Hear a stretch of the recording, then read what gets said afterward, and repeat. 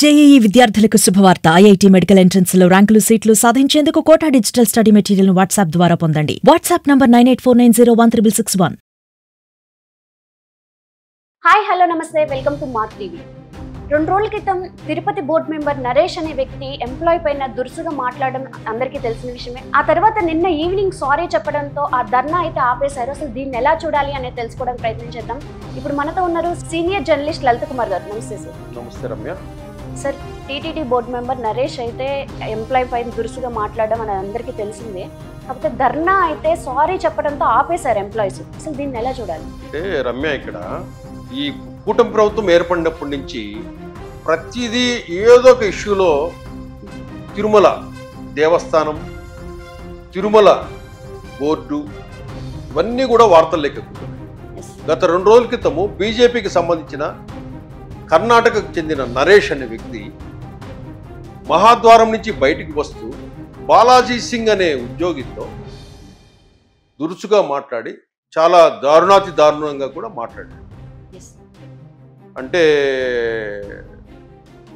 పోరా నా కొడక, బయటికి వెళ్ళురా, ఇలాంటి నా కొడుకులని అనే భాష కూడా వాడాడు. థర్డ్ గ్రేడ్ లాగా వాడాడు. బాగానే ఉంది.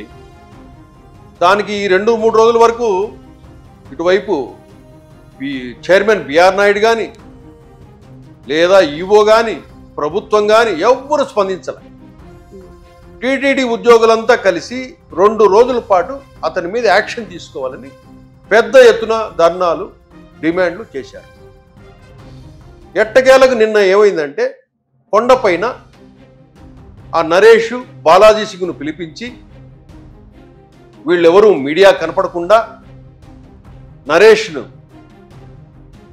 BJP board member Bhanuprakash Reddy తీసుకెళ్తూ ఆ ఎంప్లాయీ చేత వీళ్ళెవరు కనపడలే. ఎక్కడ ఈ సెటిల్మెంట్లు చేసిన వాళ్ళు ఎక్కడ కనపడలా. కేవలం బాలాజీ సింగ్ అతను సెకండ్ తీసుకొని ఏదో సారీ చెప్పినట్లు ఆ ఫోటో రిలీజ్ చేసేసి సెటిల్మెంట్ చేసేసి, ఇది ఎంత ఘోరాతి ఘోరమైందంటే, అంటే బీజేపీ మీ కూటమిలో ఉంది కాబట్టి మీ బోర్డులో ఉన్న మెంబర్ని నరేష్ను ఏదో ఒక విధంగా రక్షించుకోవడానికి నిన్నంతా పావులు కదిపి మీడియా కంటపడకుండా సెటిల్మెంట్ చేస్తారా? ఇదే చైర్మన్ బిఆర్ నాయుడు గారు తిరుమలకు టీటీడీకి బోర్డు చైర్మన్ అవుతానే నేనేదో తిరుమలకు ఏదో చేసేస్తాను, ఇదంతా క్రమశిక్షణ, అన్ని మార్పులు తీర్పులు ప్రక్షాళన అదే అన్నాడు. కానీ మీరు చేసేదేంటి? సెటిల్మెంట్లు. నరేష్ చేసిన తప్పుకు మీరు గనక కఠిన శిక్ష వేసి ఉండింటే అతన్ని బోర్డు నుంచి బహిష్కరించన్నా ఉండాలి, లేకపోతే ఈ 4 సంవత్సరాలు తిరుమలకు రానియకుండా బహిష్కరించి ఉండింటే కనుక మీ పరిపాలనను మెచ్చుకుని ఉండేవాళ్ళు. బిఆర్ నాయుడు గారి పరిపాలన మీరు ఈ విధంగా కాంప్రమైజ్ అయిపోతే రేపు వైసీపీ వాళ్ళు ఏమన్నా తప్పు చేస్తారు, వాళ్ళ మీద యాక్షన్ తీసుకోగలుగుతారా? ఈ కేసులో మీరు తీసుకొని ఉండింటే మా వాళ్ళనే కూటమి ప్రభుత్వంలో వాళ్ళ మీద యాక్షన్ తీసుకున్నామండి అని చెప్పుకునేదానికి వీలుగా ఉండేది. రేపు మీరు చేయబోయేది ఏంటి?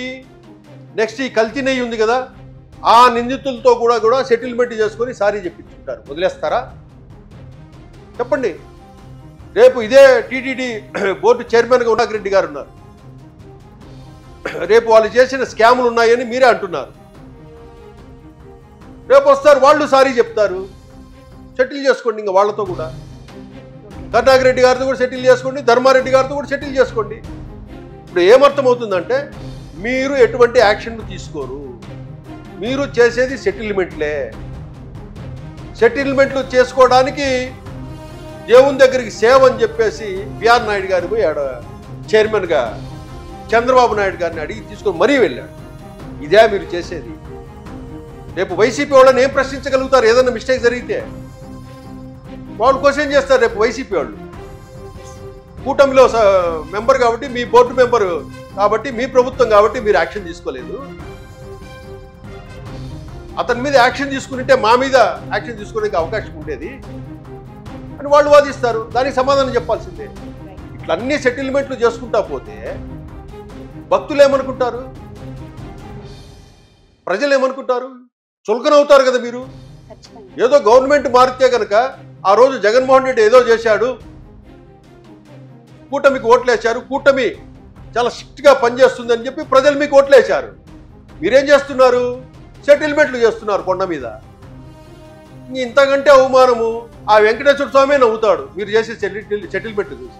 మీరు ఒక రకంగా వెంకటేశ్వర స్వామిని అవమానించినట్లే. వెంకటేశ్వర స్వామి గుడిలో వెంకటేశ్వర స్వామి సేవకుణ్ణి బోర్డు మెంబర్ ఈరోజు వస్తాడు, రేపు పోతాడండి. ఆ ఎంప్లాయీస్ శాశ్వతంగా ఉంటాడు. అటువంటి సేవకుణ్ణి గర్భగుడి ఎదురుగానే నా కొడక అని చెప్పి దుర్భాషలాడితే, మీరు ఆ నరేష్తో ఆ ఎంప్లాయీని పిలిపించి సెటిల్మెంట్ చేయిస్తే మీరు చేసింది వెంకటేశ్వర స్వామికి ద్రోహమా కాదా?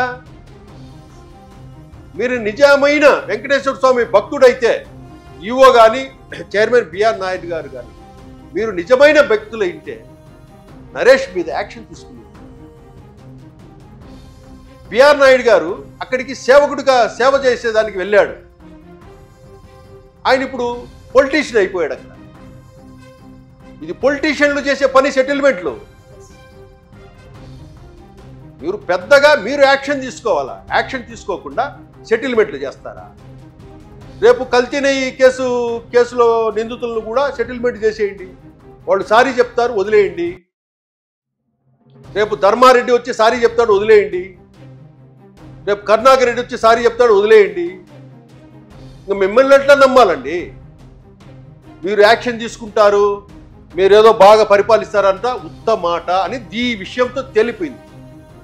కాబట్టి ఇంకా తిరుమలలో ఏమి జరిగినా కూడా పెద్దగా ఆశ్చర్యపోవాల్సిన అవసరం లేదు. ఏదో జరిగిందని ప్రజలంతా బాధపడిన అవసరం లేదు. ఎందుకంటే ఏది జరిగినా కూడా అది సెటిల్మెంట్ చేస్తారు కొండ మీద అనే డెసిషన్లేకి ప్రజలు వచ్చారు. తిరుపతి ప్రజలు వచ్చారు, శ్రీవారి భక్తులు కూడా వచ్చేసారు. కాబట్టి ఇంకా మిమ్మల్ని మీరేదో చేస్తారని, మీరేదో తిరుమలను బాగుపరుస్తారని అనుకునేదంతా ప్రజలు ఏదైతే అనుకున్నారో అదంతా భ్రమే అని అనుకోవాలి Ramya. Okay, thank you sir.